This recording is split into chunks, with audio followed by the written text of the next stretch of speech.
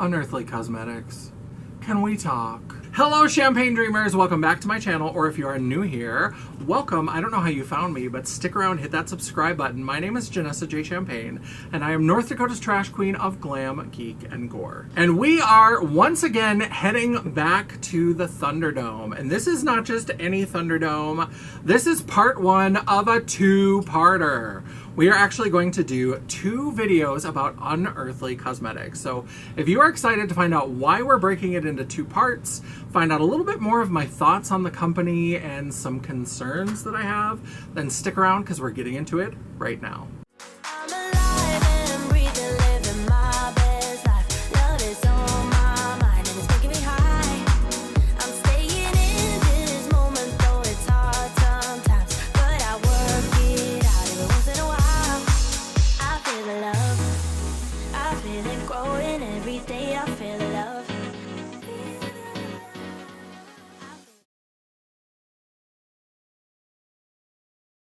Yes, so we are going to do 2 parts to Unearthly Cosmetics. I have not only a bunch of their eyeshadow palettes, which are going to be in part 2, but I have a bunch of their face palettes. I have little blush duos, blush trios, highlighters, bronzers, things like that. So we're going to do 2 parts. Now this one, because it's the face products, it's going to be a little bit shorter. So I thought, let's also take the beginning of this video before we get into the Thunderdome to talk about Unearthly Cosmetics. Because while I think they are great, I think their formulas are absolutely beautiful. They make beautiful eyeshadows, beautiful blushes, beautiful highlighters, gorgeous lip products. All is not just simple paradise in the world of Unearthly Cosmetics. It's just not. Now, to the stands. Before we get into this, I am going to criticize this brand a little bit. But if you have not figured out by now, I do love Unearthly Cosmetics.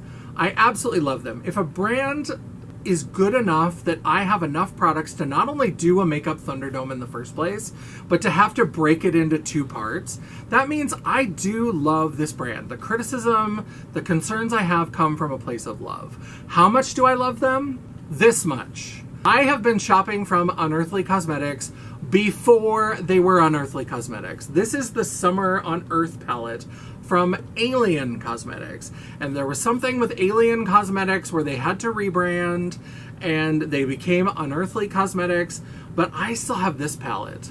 It is beautiful and well loved. I still appreciate this. So I had to show this off because I also had the Love palette, and that one did get decluttered. Now, I don't love that there's pressed glitters. That's why the other one, it was pinky purple. I decided to get rid of it, but I wanted to keep this because it feels like a part of my makeup journey. But that tells you how long I have been here for, standing for, absolutely cheerleading Unearthly Cosmetics, because I was there before they were Unearthly Cosmetics. So just keep that in mind, you fucking keyboard warriors. So it's not that I hate Unearthly Cosmetics, but I, like a lot of people, am getting frustrated by the fact that so many things are pre-orders. There's so many pre-orders and so many mystery collections as pre-orders. And sometimes they get the PR out to people before the pre-order happens, sometimes they don't. Now their very first, which was the first like Halloween collection that they did, I said in my unboxing of that video, which you can see right here if you haven't watched it before, was that I thought that was a really great way to do a fun little collection, especially for a holiday, like for Halloween. Because then that way you got a bunch of new products, you got a collection, they were all coordinated together, you got the fun mystery box experience with it. Now, I even mentioned in that video that it was a gimmick that I thought was really fun for that collection, but I thought it could wear thin pretty quick. And in fact it has, because they've since then done multiple mystery collections. And with a lot of those collections, the pre-order would happen before anybody got the PR. So you didn't even know, at least if you could wait until the PR started to go out and people could see it, they could make the decision, or if it was still available when it was going out. But they often sell out so fast that if you want it, and especially if you're a YouTuber or a content creator, I know we're always kind of banging our own drums or whatever, but if you want to make content with it, you have to kind of make sure that you get in on that first order if you don't get it in advance, because most of the views are going to the PR people. So if you're going to get any kind of views with it, you have to hop on a little bit later, but you want to be on that first order. So it was really tough because then you had to try to decide, do I want to order this or not? And if you waited until the PR came out and you saw videos with it, sometimes it would be sold out and you had to wait for a restock, or sometimes it might not come back at all. So I don't love the number of pre-orders, and even their typical inventory. When they're out of stock of something, they'll just put up a pre-order and they'll be like, this will come sometime. Like the Valentine's collection, I didn't get in on the first order, so I had to wait for a restock. And when they put up the restock was a pre-order. And so I was talking about the Valentine's collection in a video in like May or June. I mean, it just doesn't make sense. It doesn't work well. And so there's been collections that I haven't talked about in my content on YouTube and Instagram. Collections that I've loved that we're going to see here, because it didn't make sense to make a dedicated video about it because I had missed the window. Because I was waiting to see what it was, because I was tired of buying blind buy collections. So I don't really love that. And I know that they are figuring out that people are getting kind of sick of pre-orders, because they've had a couple recent releases where she has said specifically in her like social media, and like she does a lot of lives, she'll be like, this is not a pre-order, this is going to be in stock. When it goes on the website, it's in stock, and if we sell out, we'll restock it. And that's one thing. If something sells out and they have to restock, that's one thing. But when everything is a pre-order, because so many of these pre-orders that were happening, there were also then shipping delays. And so it's like, that's why a pre-order is trouble, because you're already getting people to agree to 4 weeks, 6 weeks, 8 weeks. So then when there's shipping delays, it's like, oh, sorry, this is going to be later than we thought. Oh, sorry, it's going to be even later than that. So I don't love that. I don't love that we keep doing a lot of that. And I do feel like their prices have continued to go up. Now I get, it's economics, baby, right? Like inflation is happening everywhere, but I don't know. I just feel like we're seeing cosmetic prices go up and up and up. And I do appreciate the quality of the packaging and of the formulas. I want more of it to be in stock when they sell it. If that means you have to wait for a release, wait for the release. Because, or at least give us an idea of what we're doing. So if you're gonna do a mystery collection, make sure that the PR goes out to people before you release the order, the pre-order. Because then people can watch a video and decide if they want it, you know? And some people, if they don't want to see what it is, they want to do the blind buy, they can just not watch those creators. Because most of the creators are good about making sure that they don't spoil it in the thumbnails. And maybe you just have to not watch that creator's video for a little while until you've already placed the order, until you've gotten yours. And that's, you know, it is what it is, but that's a way to do pre-orders that are a little bit less painful. So I hope that that's something that they work on. I do love Unearthly Cosmetics. I love the quality. And as I said, I've got enough products from them that I can break this into 2 parts and do 2 Thunderdome videos. So I feel like I'm a loyal enough customer that I can give some criticism. I'm not saying this because I hate the brand. I'm not trying to torpedo the brand. I still shop from the brand. I'm a little tired of pre-orders. I don't know that I'm going to be doing a lot of those, but I do have a couple of the newer releases because she specifically came onto social media and was like, this is not going to be a pre-order. These are going to be in stock. You can trust them to ship out fast, and they did. So when they do that, even if it's something that's not perfectly suited to me, I'm willing to go in and I'm willing to pick it up because I want to reward that. I want to reward when they have stuff ready and can ship fast and do all that, because I do really love the brand and I want them to continue being successful. And they clearly are, because they keep doing releases and things, but I really want them to be a little bit more customer friendly, you know, cutting down on the wait times. I understand that sometimes wait times are going to happen. I'm not saying you should never do a pre-order, never have any kind of delays at the warehouse.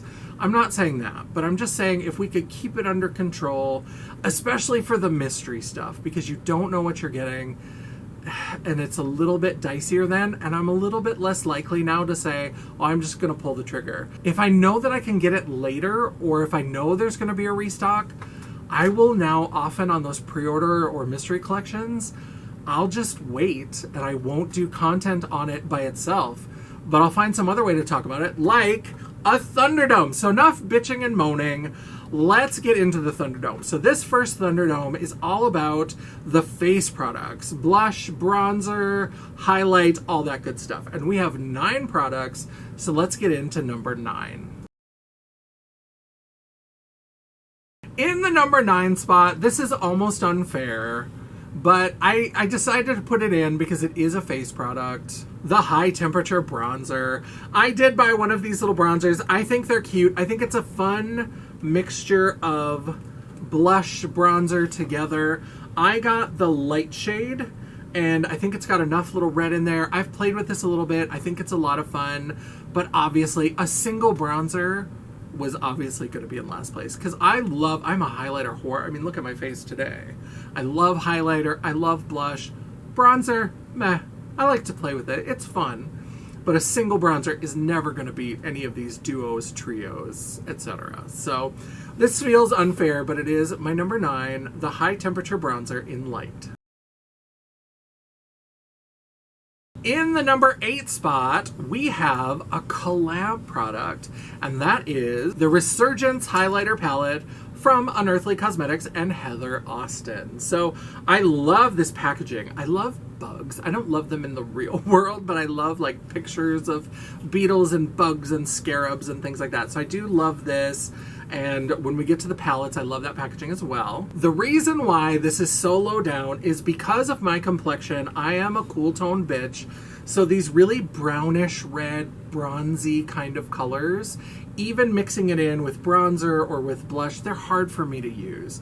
I don't get a lot of use out of this. Now this shade right here, beautiful. I get a lot of use out of this.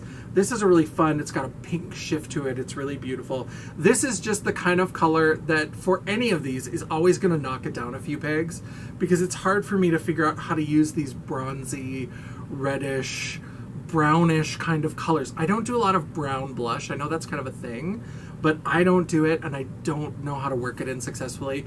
I very rarely do shimmer bronzer because I'm not very good at it, and so these kind of shades will always knock things down a bit. I would have loved, because of all the bugs, I would have loved like a green tinged highlighter. That would have been fabulous, but of course I'm always looking for green, so that's no surprise. In the number 8 spot, that mystery collection that I talked about earlier where I linked the video, in the number 8 spot we have the Blush Highlighter Trio from the Ghoul Light Halloween Mystery Collection. So I love the artwork. I love these little creepy babes. I love this little spider babe that's right here. But when it comes to the colors inside, it's a little bit harder to use. Now they are coordinated to go with the little eyeshadow palettes that came out. This is another bronzy red brown that's hard for me to use. I don't really understand it. I'm not good at it. We do have this kind of yellow and gold green kind of mixture, which I think is really fun. But again, it's kind of an awkward color, and the gold is so saturated. It would be different if it was like a green that had just like a yellow gold candlelight kind of shimmer to it, but it's a green gold mixed together. This one is probably the most useful to me. It's the most beautiful. It's a purple, blue shimmer, white pearly kind of mixture. So I love these marbles. I thought they were a fun idea, and for the first time they did a mystery collection, it was really cool to open up that box and see a curated collection where you had these like blush highlighters, and then you had a matching lip product for each of the little characters, and you had a little eyeshadow quad for each of the characters. So cool. Absolutely loved it. But in terms of how it compares to the other face palettes, it was stuck down to number 8. It was good, but it just doesn't meet the level of some of the others.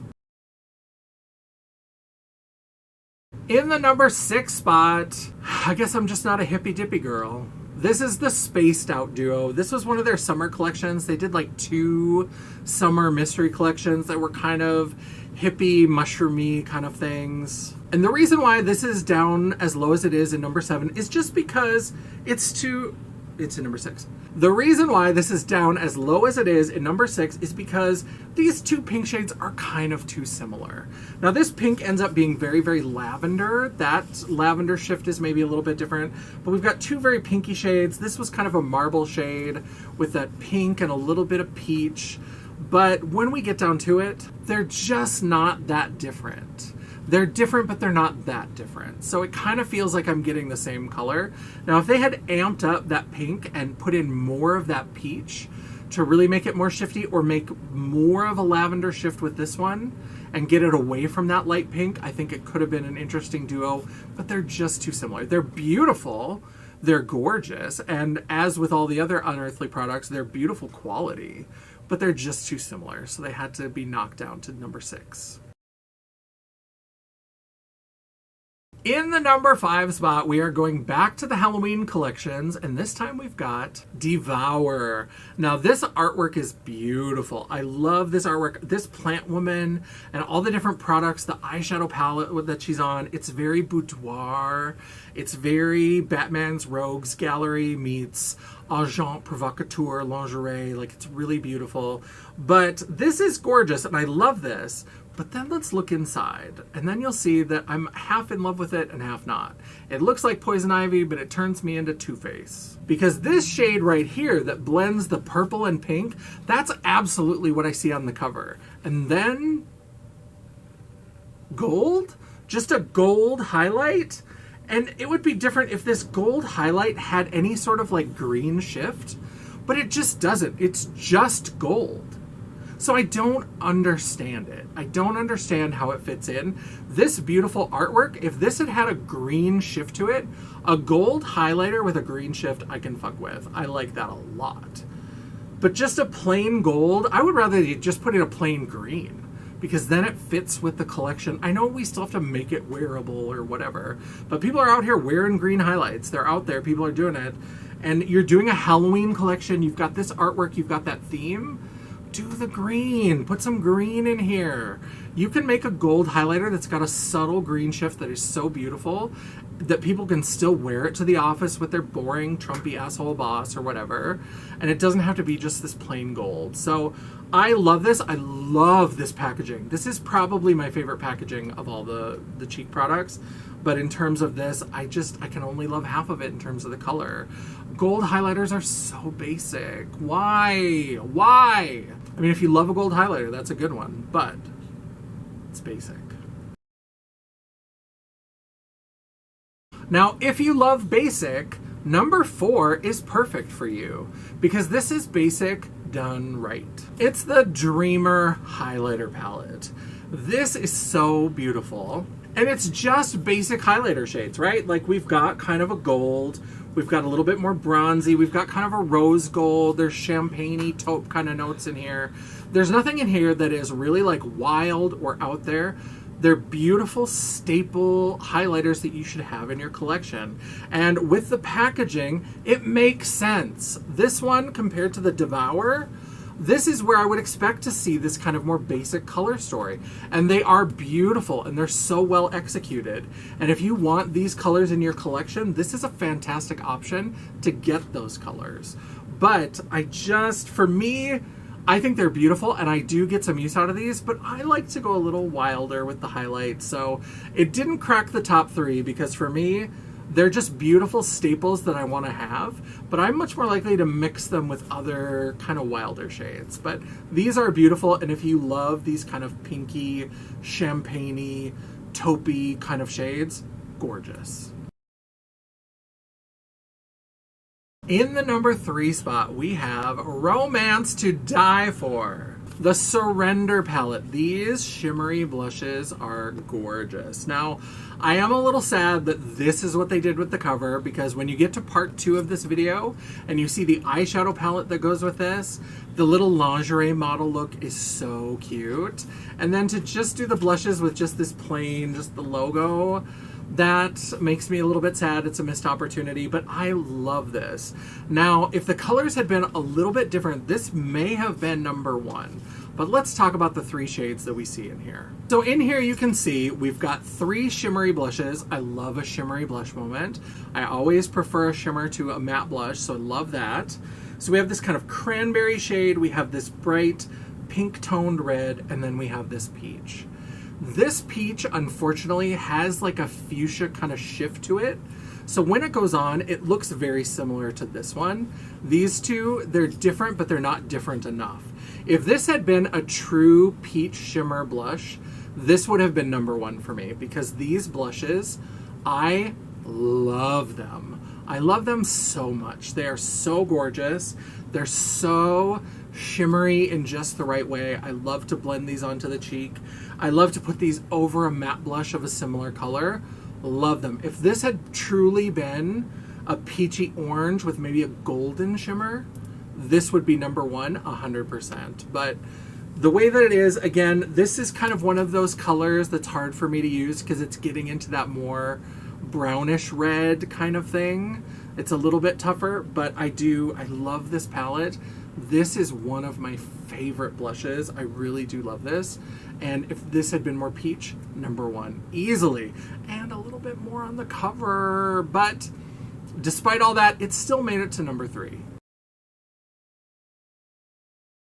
In the number 2 spot, we have another hippy dippy choice. I guess maybe I am a hippy dippy girl. I don't know. But in the number 2 spot, we have Get Groovy. This is another one of those summer collections. It's just a little duo. There's some marbling, but these are a little bit more distinct. They're a little bit more interesting. And here you can see they're both very gold infused. But this one is much more of like a yellow with a little bit of the orange, and then this is more that peachy orange with some gold. What I like about this is it's not just gold, it's yellow. And I know that gold is kind of like a metallic yellow, but it's not the same. Metallic yellow and gold are different, and this is yellow. And that's what I like about it. And this has yellow gold infused into it. I like that it's much more that yellow. These are really beautiful. If you're using peachy blushes, these are a perfect complement to either like zhuzh up a matte peachy blush, orange blush, or as a highlighter. I can get away, if I dust it out enough, I can usually get away with these as highlighters. Sometimes I'll add a little bit of the gold yellow shade from Noctilucent from Blend Bunny, but I do really love these. They are gorgeous. But there's one other that had to make it into the number 1 spot. Do you know what it is? Do you know what's missing? We have a lot of blush and highlight here, but there's one that beats them all. And now we have reached the number 1 spot for the face palettes from Unearthly Cosmetics. This one is all about bigger is better, baby. The Low Light Highlighter Palette. I love this. Now you can see she's a big bitch like me. I appreciate that. And obviously she has an advantage because she has 6 shades. A lot of these were duos. I mean, our number 9, the like bottom of the list, was a single bronzer. But these, not only because there's more of them, but also because the way that they were formulated. All of these are formulated, rather than having like a white base, these will have more of like a beigey transparent base. So they're meant to work on a wider range of skin tones. So that when people with a deeper complexion use them, they don't get flashback from that white powdery kind of base. It's not going to look chalky. And what it leads to is really interesting colors, because some of these shades, even though I have similar kind of flashes and similar shifts in other palettes, having that beige toned kind of base really makes them different. Now this one, Extraterrestrial, is absolutely gorgeous. I love this. This reminds me a lot of the Moon from the Oracle Highlighter palette from Bella Beauté Bar, but this one did it much earlier, and I do really love this. I love them both, and I'm going to use them both, but this one is really fun. But as you can see, it doesn't have any sort of white cast to it. So sometimes with highlighters, you can really see where you put them down because they've got that white base or a pearly kind of base. This is much more transparent, and you can see it kind of blends into my skin, and you just see flashes where the light hits it. You don't get as much of a strong, now there might be a little bit of a strong base on here just because I used a lot of it to put it on my hand, but as you blend it out, it really just has a transparent base, and then you get those beautiful, beautiful shifts. And this shade in particular, this one and the Moon from Bella Beauté Bar, the Oracle palette, are such interesting, like sort of beigey taupe, sort of green, sort of pink. It's a really beautiful mixture. I love them, and this is one of my favorites. So this one, because it has 6 shades, it already had an advantage, but this shade convinced me number 1 all the way. If that peach had been peacher, In the Surrender palette, this might have been number 2, but we didn't get peach, so we got this beautiful, beautiful highlight. And so number 1, absolutely, the Low Light Highlighter Palette.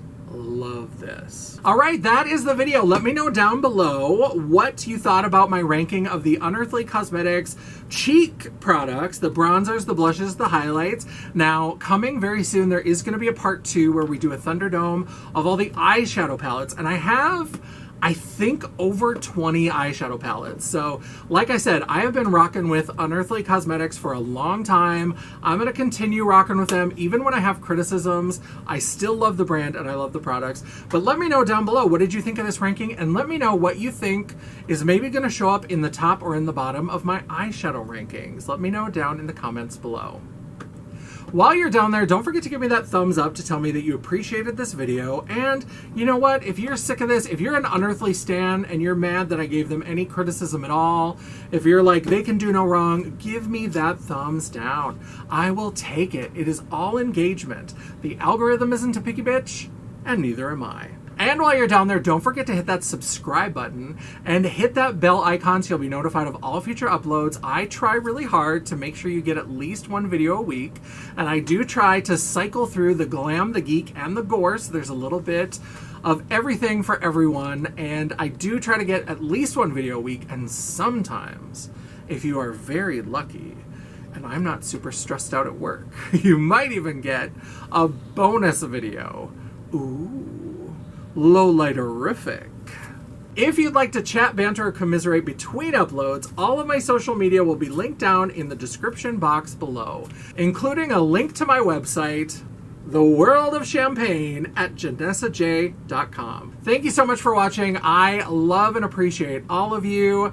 Thank you for coming along on these crazy Thunderdome journeys. I am doing a bunch of these Thunderdome videos. I have a bunch of brands that I want to play around with, and some of them I'm even going to be customizing the palettes afterwards. So check janessaj.com, look in the makeup section to see what's there. Check my recently released videos to see if there's Thunderdomes, and know that there's probably more Thunderdomes coming down the pike very soon. So if you like that, just stick around because there's going to be a lot more, and until I see you again, bye. Of glam, geek, and gore. Who has hair in her face? There's a hair that, oh. Oh, I see it. Hold on. I think it's this that's catching. Oh, the scissors, you want me to just yank it? It's one of the shinies. I'll just yank it. There we go. I think that's the one, and then there's one here that might. Okay, hold your wig.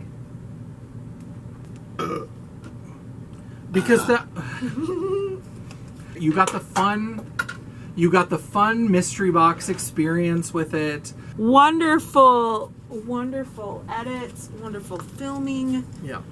The filming especially is mwah, gorgeous. Yeah.